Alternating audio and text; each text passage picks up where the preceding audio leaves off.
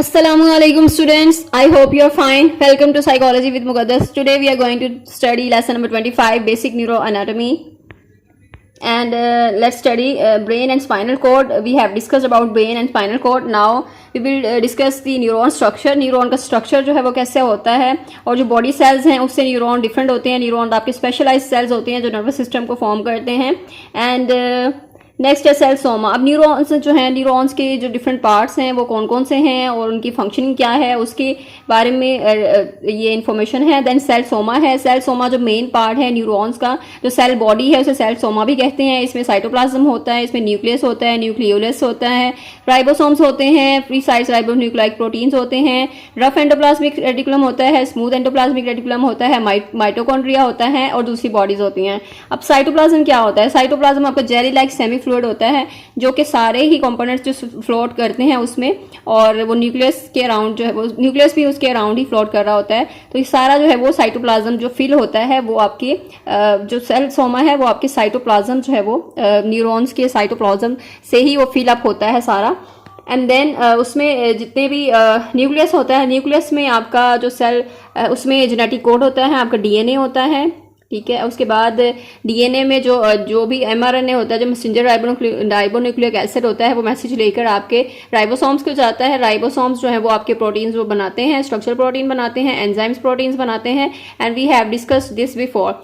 And now nucleolus है. Nucleolus जो होता है वो स्ट्रक्चर है न्यूक्लियस के अंदर ही, जिसमें राइबोसोम्स जो है मैन्युफैक्चर होते हैं कि वो आपका जेनेटिक कोड जो है वो बाहर लेकर जाएं. और नेक्स्ट है राइबोसोम्स आपके मैन्युफैक्चर करते हैं अमाइनो एसिड्स को जो कि प्रोटीन्स होते हैं. और आपकी प्रोटीन्स जो हैं आपके स्ट्रक्चरल प्रोटीन्स होते हैं, एंजाइम्स प्रोटीन्स होते हैं. और देन ये प्रोटीन्स जो हैं वो आपके मजीद जो फंक्शन करते हैं वो हमने डिस्कस कर लिया है कि प्रोटीन्स की जो टाइप्स हैं और वो कौन सी प्रोटीन है वो किस फंक्शन के लिए यूज़ होती है. एंड देन एंडोप्लाज्मिक रेटिकुलम है. प्लाज्मिक 2 जो है वो यहाँ पर हैं इनकी काइंड्स, जिसमें स्मूथ एंडोप्लाज्मिक रेटिकुलम है और रफ एंडोप्लाज्मिक रेटिकुलम है. और ये दोनों की डिफरेंट फंक्शंस हैं. दोनों ही एक फोल्ड मेम्ब्रेन फोल्ड की जैसी होती हैं, जैसे कि फोल्ड होते हैं क्लॉथ के, वैसे ही दिखते हैं ये. और उसके बाद जो ये ट्रांसपोर्ट करते हैं मटेरियल को आउटसाइड द सेल या विद इन द सेल. ठीक है. तो ये आर जो है ये रफ एंडोप्लाज्मिक रेटिकुलम है, ये रफ दिखता है, बीडीड अपीयरेंस है इसका. और ये जो राइबोसोम्स है उसको मैसेज ट्रांसपोर्ट कर रहा होता है, that's why it is rough.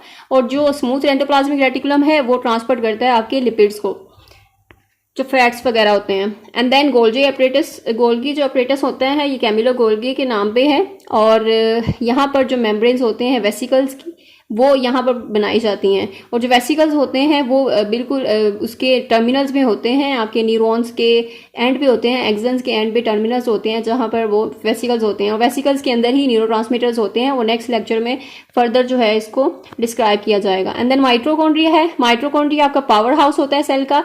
ये इंपॉर्टेंट एमसीक्यूज भी हैं जो हाईलाइटेड हैं. और सारा जो मेटाबॉलिज्म है वो सारा ही माइटोकॉन्ड्रिया जो है वो कर रहा होता है. माइटोकॉन्ड्रिया जो एनर्जी प्रोवाइड कर रहा होता है आपके सेल को उसको फंक्शन करने के लिए.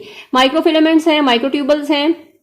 ये आपके नेटवर्क है, एक ट्यूब्स का नेटवर्क है जहाँ पर जो फाइन फिलामेंट्स होते हैं यहाँ पे मेम्ब्रेन के, जो कि बनाए जाते हैं कंटिन्यूसली और ब्रोक डाउन किए जाते हैं जैसे कि सेल चेंज होता है. जब भी आप कोई नई चीज़ सीखते हैं, लर्निंग होती है, तो आपके सेल की शेप जो है वो चेंज हो जाती है. सो एक्सन है. Axon is the most important part. Axon is the outer end of the output end of the cell. और यहीं से आउटपुट जो है वो आपके दूसरे सेल की जानिब जा रहा होता है. तो यहाँ पे एक्सनल हिलेक होता है और जहाँ पे मैसेज की समेशन होती है कि मैसेज जो है वो जो न्यूरॉन है वो फायर करेगा या वो रेस्टिंग की स्टेट में होगा. एंड माइलिन शीथ होती है जो कि एक्सन को कवर करती है, उसमें गैप्स होते हैं जिसको नोड्स ऑफ रेनवियर कहते हैं. एंड देन डेंड्राइट्स हैं. डेंड्राइट्स आपके रिसीविंग एंड्स हैं ऑफ द न्यूरॉन्स, यानी कि यहाँ से मैसेज रिसीव हो रहा होता है. एंड देन सेल मेम्ब्रेन है. सेल मेम्ब्रेन जो होती है वो साइटोप्लाज्म के इर्द गिर्द होती है. और ये यहाँ पर जितने भी आयोनिक इलेक्ट्रिकल चेंजेस जो होते हैं यहाँ पर हो रहे होते हैं, या कॉम्प्लेक्स बायोकेमिकल प्रोसेस भी यहीं पे होते हैं सेल मेम्ब्रेन में. और यहाँ पर 3 इंपॉर्टेंट इसके जो एक्टिव रोल है, मेन रोल जो है.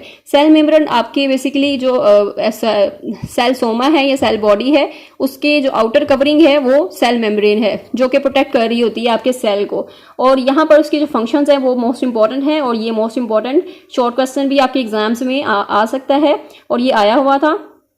And then transmission of signals through the axon to other neurons, के दूसरे न्यूरॉन्स को ट्रांसमिट करना सिग्नल्स, उसमें ये सेल मेम्ब्रेन काम करती है। बायोकेमिकल प्रोसेस में सोमा के and receiving of the transmission of by the dendrites and the process also sustain and keep cell alive and free of toxins. तो कौन से जो है वो मटेरियल जो है वो या सब्सटेंस इनसाइड वो जा सकता है सेल सोमा में, और कौन सा वहाँ पर नहीं जा सकता, और उसका जो है यहाँ से टॉक्सिन्स जो हैं वो आउटसाइड यानी वो बाहर भी भेजता है, और जो भी टॉक्सिन्स हैं जो अंदर जाने की कोशिश करेंगे उसको वो अंदर जाने नहीं देगा।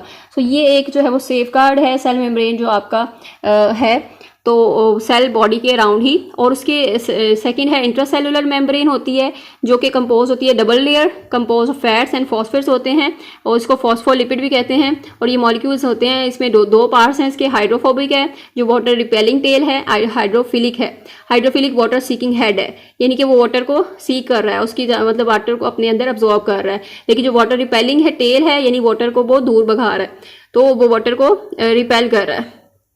सो ये जो है वो दो पार्ट्स हैं, और इसके इंटरसेलुलर मेम्ब्रेन है, उसकी जो लेयर्स हैं ये वाली, इसी लेयर से ही वो मैसेज जो है या फिर वो सब्सटेंस कोई भी इनसाइड सेल सोमा जाता है मैसेज, और कोई भी सब्सटेंस वगैरह मटेरियल वगैरह या ऑक्सीजन वगैरह जाती है अंदर।